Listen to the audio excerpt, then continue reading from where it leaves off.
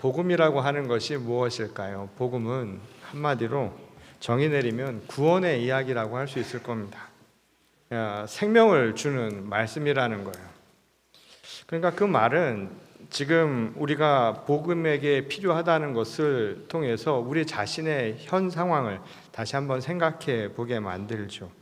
결국 우리에게 지금 생명의 복음, 이 생명을 주는 말씀이 필요하다라고 하는 것은 우리가 지금 현실적으로 하나님께서 원하시는 그 길에 서 있는 것이 아니라 어쩌면 다른 길을 향해서 가고 있는지 모르다라는 것을 가르쳐주는 말씀이기도 합니다. 그래서 복음의 소식을 듣고 지금 향해 가는 방향을 바꾸지 않으면 그대로는 우리가 진정한 생명을 장담할 수 없는 그런 상태에 머물러 있다라는 것을 알 수 있는 것이죠. 예수께서도 이러한 상황을 잘 알고 계시기 때문에 이 긴급함 속에서 우리에게 말씀을 전하셨습니다. 마가복음 1장 15절 말씀을 보면 예수께서 이 땅에 오셔서 우리에게 처음 하신 일성이죠. 때가 찼고 하나님의 나라가 가까이 왔으니 회개하고 복음을 믿으라. 이것이 바로 예수께서 하신 말씀이었습니다. 여기서 때가 찼다라고 하는 이 말씀은 어느 고정된 한 시점을 두고 하신 말씀이 아니었습니다. 여기서 말하는 그때라는 카이로스라는 시간의 개념이죠.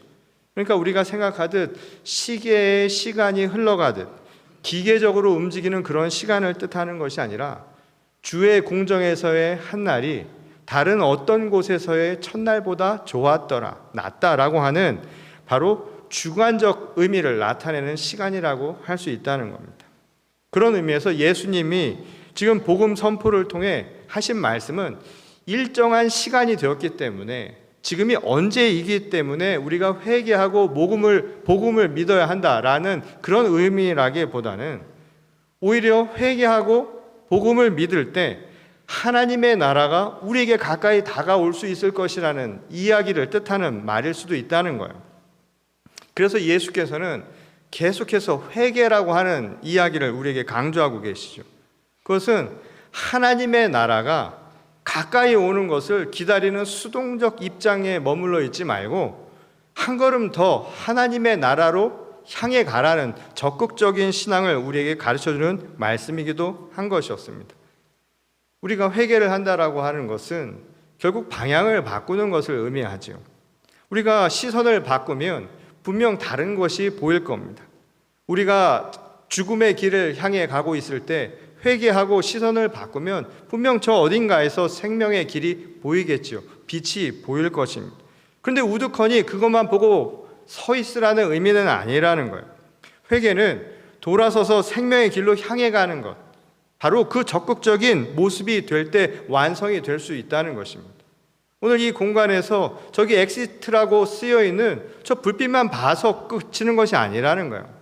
분명 그것은 우리에게 생명의 길로 인도하는 사인이지만 진정한 생명은 그 방향을 향해 걸어 나갈 때 비로소 완성될 수 있다는 것이죠. 그런 의미에서 하나님의 나라가 올 것을 기다리고 있는 것이 아니라 그 나라를 향해 지금 가고 있어야 한다라는 뜻으로 하신 말씀이라는 것이죠. 복음을 믿고 그래서 길이요 진리요 생명이신 예수 그리스도를 따라 살아가라는 거예요. 우리도 제자된 길을 걸어가라고 예수께서는 우리에게 초청하고 계시다는 겁니다. 그것이 천지를 지으시고 생명의 주인이신 하나님께로 향해 가는 길이라는 거예요. 예수께서는 이러한 구원의 완성, 이 구원의 여정을 우리에게 보다 분명하게 이해시켜 주시기 위해서 무화과 나무 열매가 성장해 가는 하나의 비유로 우리에게 말씀해 주셨죠. 이 사실 비유라고 하니까 그럴듯해 보이지만 오늘 본문의 비유 이야기는 이 당시 농부들의 사고 방식으로는 좀처럼 납득하기 어려운 부분이 있는 내용이기도 합니다. 이 당시 이스라엘 지역의 이 무화과 나무는 번식력이 아주 강해서 그냥 아무데나 심어 놓아도 잘 자라나는, 그러니까 아주 흔한 식물이라고 알려져 있었습니다. 그러니까 희소 가치가 그만큼 크지 않다는 아주 평범한 과일나무라는 것이었죠. 그런데 그런 나무를 포도원에 심었다라는 게 실상 당시의 입장으로서는 납득하기 어려운 부분이라는 거예요. 왜냐하면 그 포도원에서는 값비싼 양질의 포도주를 생산해야 하는 곳이었기 때문입니다. 그리고 그곳을 생산해서 당시 식민지 지배국가였던 로마에 보내야만 했었죠. 곡물처럼 보내야 했던 것이었습니다.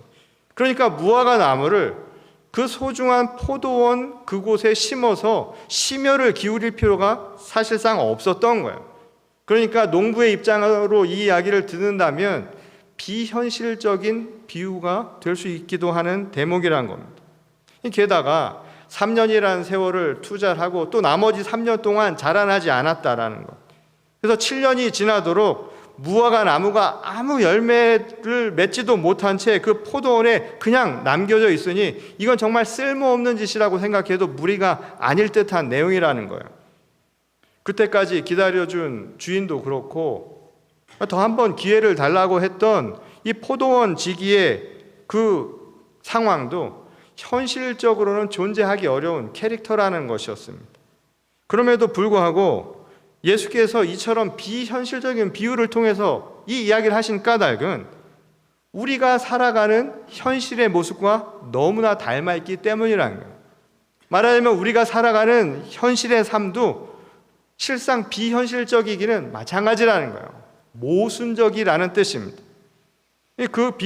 그 이유를 오늘 비유 말씀에 앞서 언급한 이 두 가지 사건을 통해서 우리는 짐작할 수가 있죠.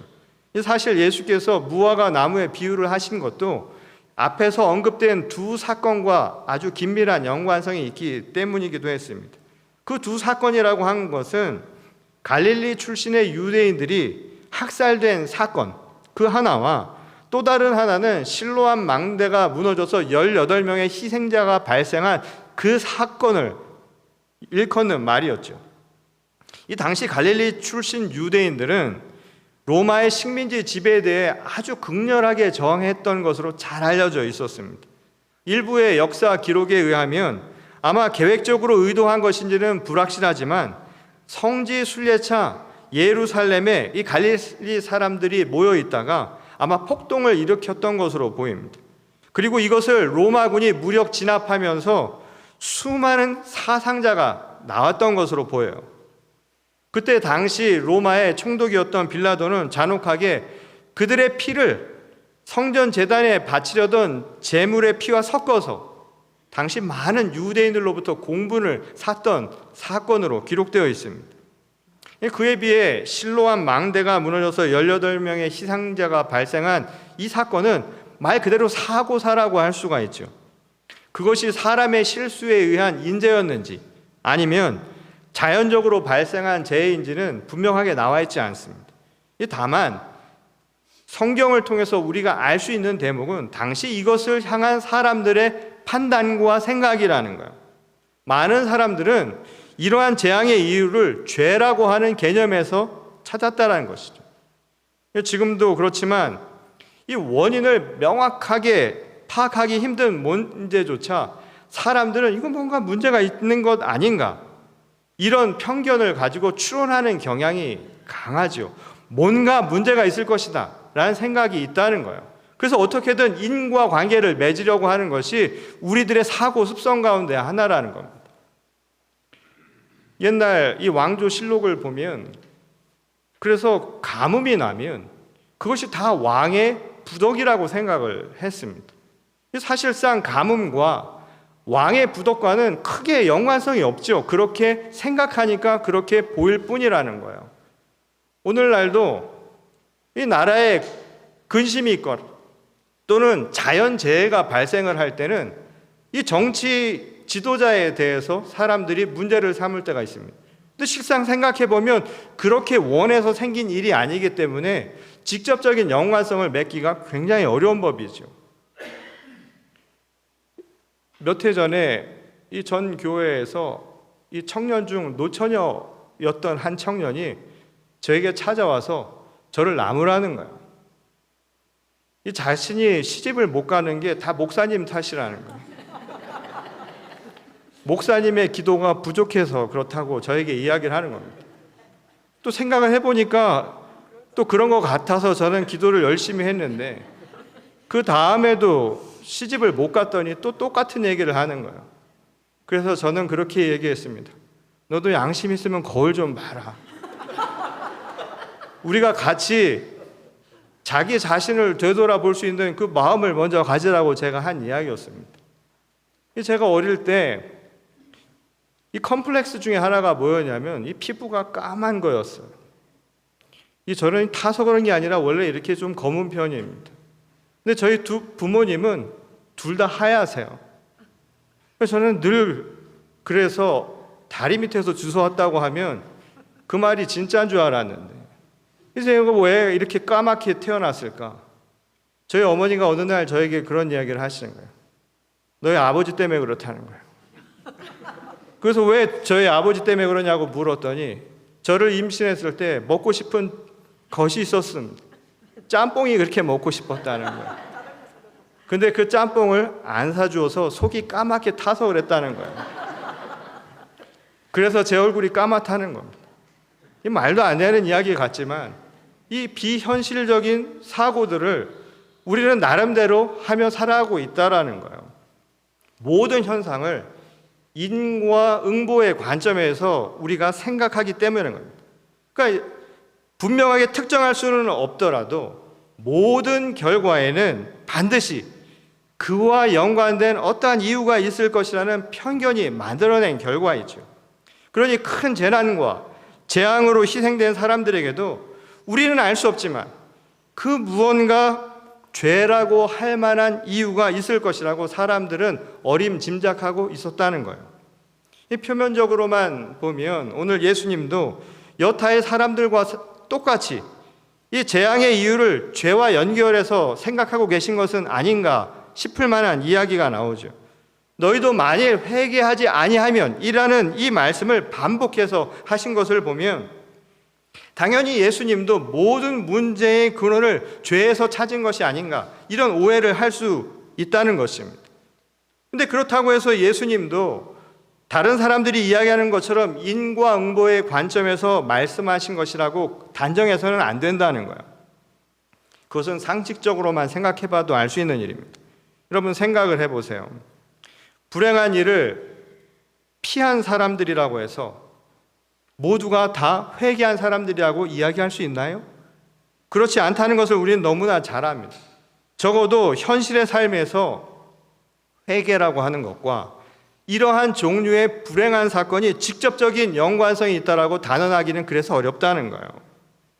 햇빛과 비가 사람의 성향을 가려가면서 주어지는 게 아닌 것처럼 재앙이나 재난이라는 것, 특히 자연재난과 같은 것들은 우리가 믿음이 있다고 해서 비껴갈 수 있는 것은 결코 아니라는 겁니다. 믿음에 상관없이 재앙이나 어떠한 고난도 우리는 충분히 겪을 수 있을 것이란 이야기예요. 거꾸로 의롭지 못한 사람이 더 행복하게 살 수도 있고 또 어떤 의미에선 그렇게 보일 수 있다는 거예요. 예컨대 지금 러시아의 침공을 받은 우크라이나 사람들을 생각해 보십시오. 그들이라고 해서 그들이 당하는 고통이 죄다 회개하지 않았기 때문이라고 말할 수 있겠습니까? 그렇다고 지금 전쟁에서 한 발자국 떨어져 있는 우리들이라고 해서 전부 회개한 사람들이라고 말하기도 어려운 거예요. 오히려 전쟁을 통해 당하는 그들의 아픔과 고통을 보면서 그들의 죄 때문이라고 이야기하는 것은 전쟁을 일으킨 러시아의 그 주장을, 그 악행을 합리화시켜주는 아주 나쁜 추론이 될 수 있다는 것이죠. 그러므로 예수님이 말씀하신 지금 회개하라고 하는 이 말씀은 특정한 사람 또는 특정한 재난 그것을 두고 하신 말씀이 아니라는 거예요. 예수께서 지금 회개하라고 말씀하신 그 대상은 특정한 상황에 있는 특정한 사람들만을 두고 하신 것이 아니라 오늘 우리 모두에게 주신, 우리 모두에게 선포하신 말씀이었다는 겁니다. 왜냐하면 우리 모두는 그런 재난과 재앙을 언제든지 당할 수 있는 똑같은 사람들이기 때문인 거예요. 오히려 이 말씀을 통해서 우리가 깨달아야 할 것은 우리가 살아가면서 일어날 수도 있는 것, 그것은 우리의 능력이나 우리의 태도나 우리의 의지나 우리의 뜻과는 상관없이 일어날 수 있다는 거예요. 그 사건을 통해서 오히려 우리의 유한한 상황, 우리의 삶의 불완전함이라고 하는 것을 제대로 보라는 것이죠.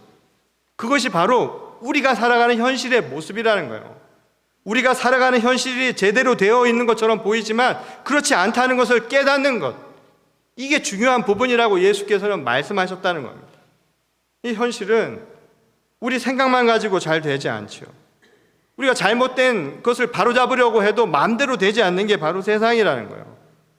그런 시각에서 본다면 포도원에 잘 자라지도 않을 것 같은 그 무화나무를 심어놓은 것, 그 이상하게 보일 것 아닙니까? 그런 현실처럼 세상도 보일 뿐이라는 거예요.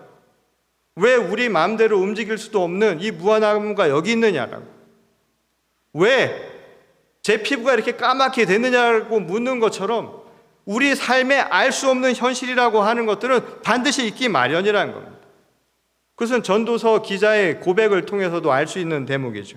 이 전도서 기자의 고백을 보면 이렇게 이야기합니다. 내가 다시 해 아래에서 보니 빠른 경주자들이라고 선착하는 것이 아니며 용사들이라고 전쟁에 승리하는 것이 아니며 지혜자들이라고 음식물을 얻는 것도 아니며 명철자들이라고 재물을 얻는 것도 아니며 지식인들이라고 은총을 입는 것이 아니니 이는 시기와 기회는 그들 모두에게 임함이니라. 분명히 사람은 자기의 시기도 알지 못하나니 물고기들이 재난의 그물에 걸리고 새들이 올무에 걸림같이 인생들도 재앙의 날이 그들에게 홀연히 임하면 거기에 걸리느니라. 이게 지혜의 말씀이라는 거예요. 이 지혜를 통해서 우리가 삶의 경륜을 통해서만 돌아봐도 인생이라는 게 자기의 생각과 우리의 판단, 그리고 우리가 당연히 생각하는 것대로 이루어지지는 않는다는 거예요. 세상에 당연한 것은 그래서 한 가지도 없다는 것입니다. 그런 의미에서 예수님이 선포하시는 회개는 오히려 모든 것을 우리 뜻대로 할 수 있을 것이라고 믿는 그 생각으로부터의 변화를 뜻한다고 해도 틀리지 않다는 거예요.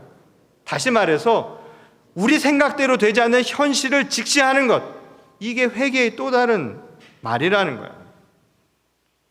이 도로테 죄레라고 하는 이 현대 여성 신학자가 있습니다. 근데 그 사람이 우리 현대를 가리켜서 어떻게 명명을 했냐면 고장난 존재라는 거예요. 우리 인간은 고장난 존재라는 거예요. 하나님께서 인간을 만드실 때는 자신의 형상을 닮은 완성체로 만드셨다는 거예요.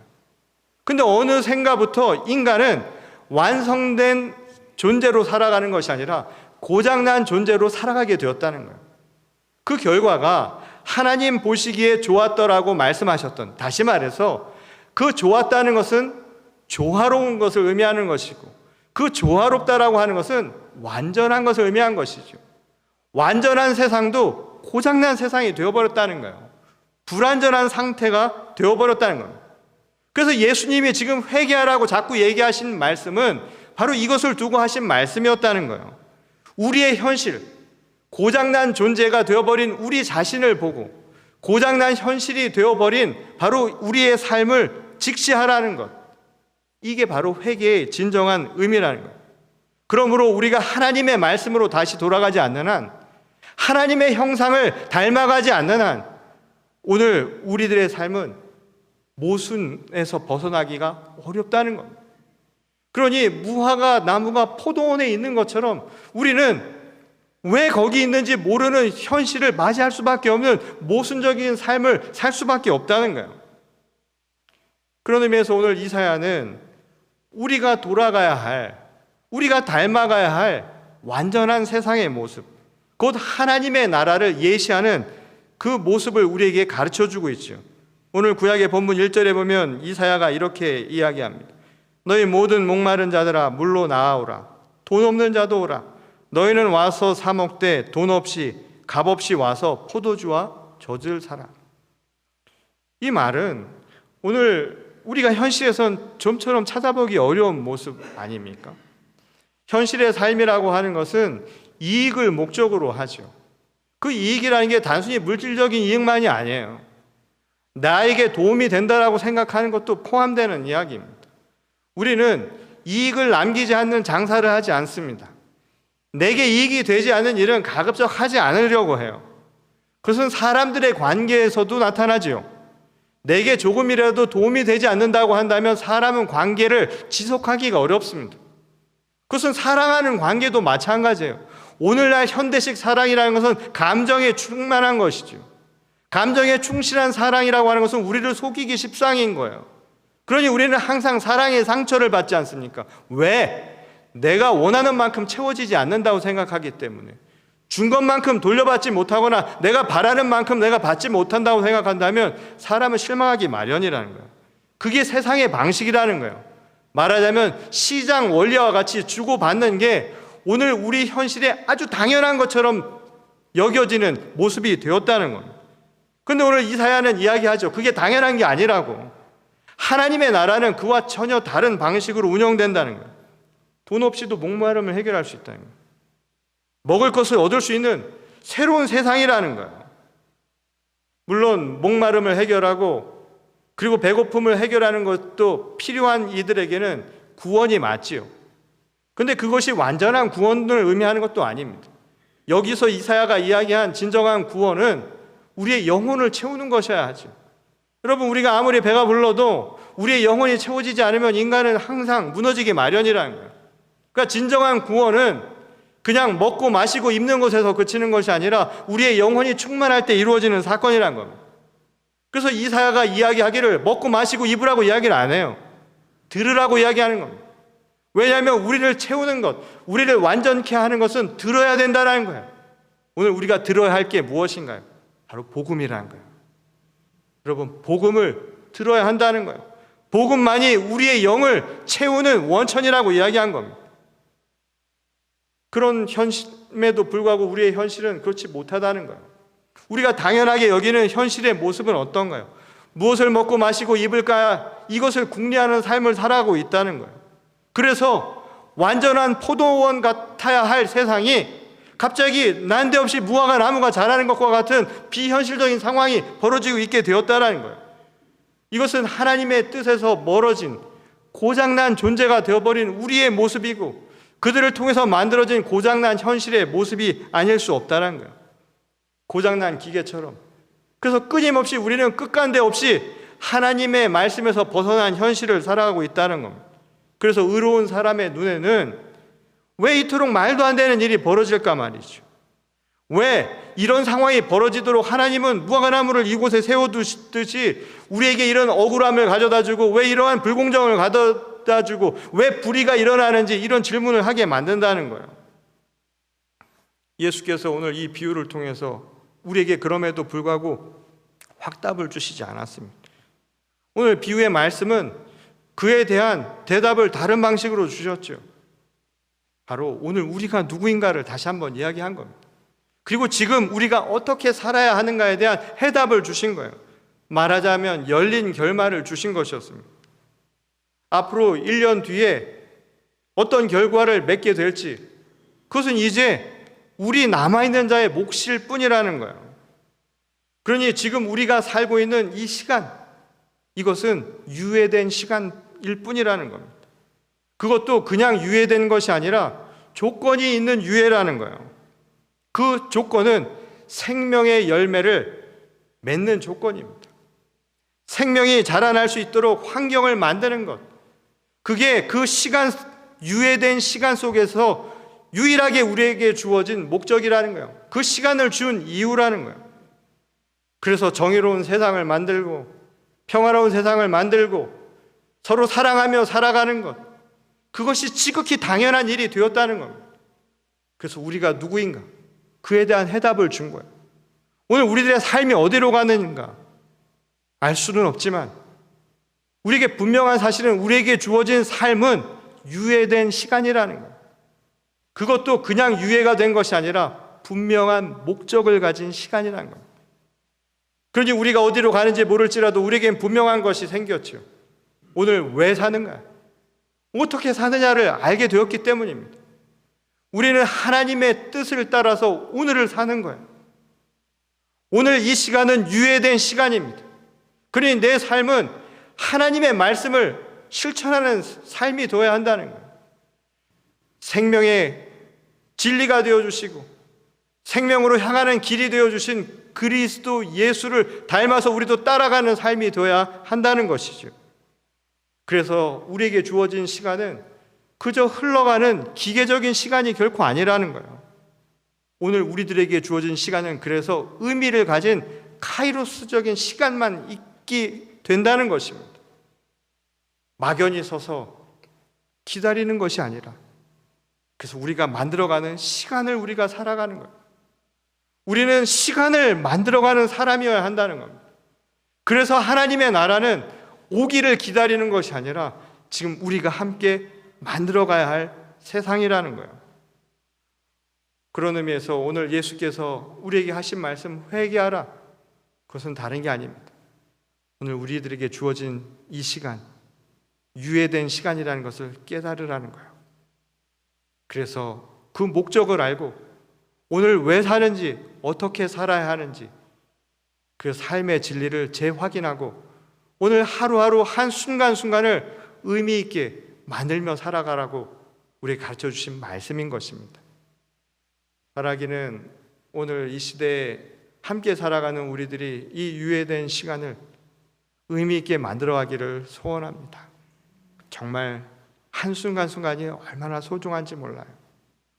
오늘 우리에게 주어진 시간은 그냥 왔다 지나치는 버려지는 시간이 아니라 우리가 하나하나 만들어서 의미를 부여할 시간이라는 것을 꼭 기억하시기 바랍니다. 그래서 앞으로 우리가 만들어갈 시간은 더 아름답고 더 의미 있고 더 기억할 만한, 그리고 나만이 아니라 우리 모두가 함께 합력하여서 선을 이루는 하나님의 나라를 함께 만들어가는 귀한 공동체를 함께 이루어갈 수 있는 저희 모두가 될 수 있기를 바랍니다.